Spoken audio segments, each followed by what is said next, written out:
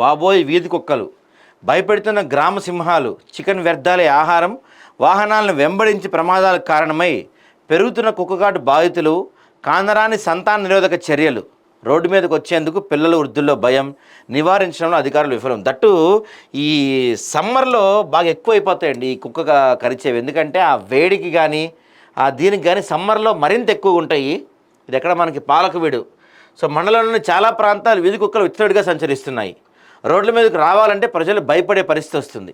ముఖ్యంగా మండలంలోని జాన్పహాడ్, గుండ్లపహాడ్, కోమటికుంట, దర్గా, పాలకవీడు, గుండ్లకుంటపాలెం గ్రామ పంచాయతీల్లో వీటి బెడద అధికంగా ఉంది. చికెన్ వ్యర్థాలే కారణం అంట దీనికి. ఉదయాన్నే దైనందిన పనుల్లో భాగంగా గ్రామీణ ప్రాంతాలకు వాహన రాకపోకలు సాగించే వారిపై కుక్కల దాడులకు పాల్పడుతున్నాయి.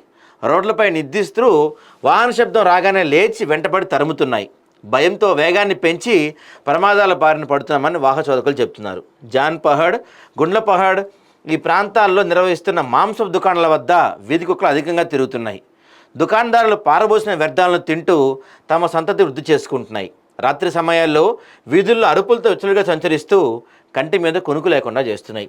ఈ చికెన్ ఇలాంటి వేస్ట్ ఈ చికెన్ తిన్నప్పుడు వాడికి ఏమైందంటే ఆ దాహం మరింత ఎక్కువ అయిపోద్ది అనమాట. పైగా ఎండవేడి ఇది ఎక్కువైపోయి అదేం చేసిద్ది, మనుషుల మీద అటాక్ చేస్తుంది. సో వీధి కుక్కల దాడులతో ప్రతిరోజు నేరేడుచర్ల ప్రాథమిక ఆరోగ్య కేంద్రంకు సగటున 3 చొప్పున వచ్చి వైద్యం పొందుతున్నారు.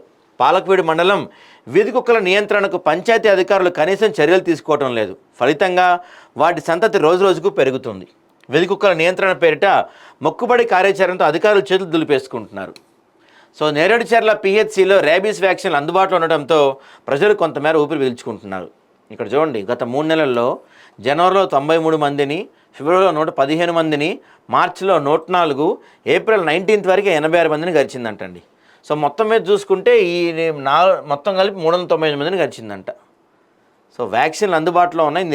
తర్వాత నియంత్రణకు చర్యలు చేపడతామని వీరయ్య ఎంపీఓ పాలకవీడు చెప్తున్నారు.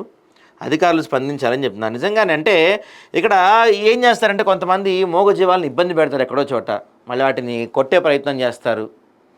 దీనికి సొల్యూషన్ ఏంటంటే ప్రభుత్వం వాటిని రెస్క్యూ ఆపరేషన్ చేసి కుక్కలన్నీ ఎక్కడికైనా తీసుకెళ్ళి పెట్టాలి.